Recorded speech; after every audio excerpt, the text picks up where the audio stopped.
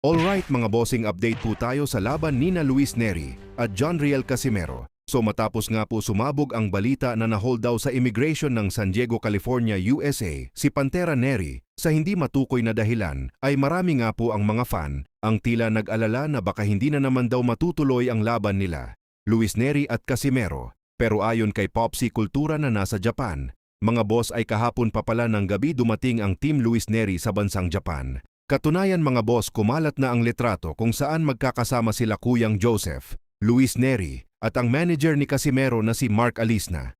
Pero mga boss, matagal na po tayo sa boxing.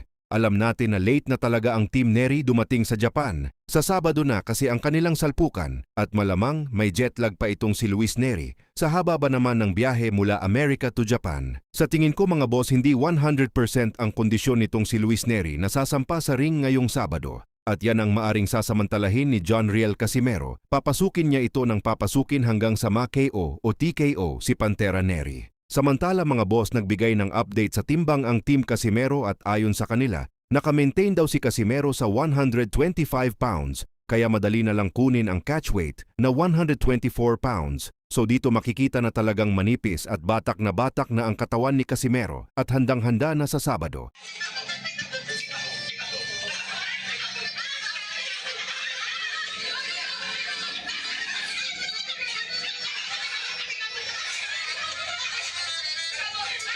Nandito guys, oh. May bagyo daw sa Japan. Tayo na. May bagyo. Maan yung ano, angas.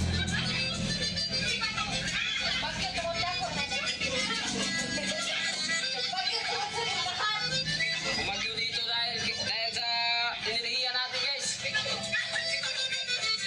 Maulan dito pero yung sa atin, uminit. Yung hangin. Punta sa atin.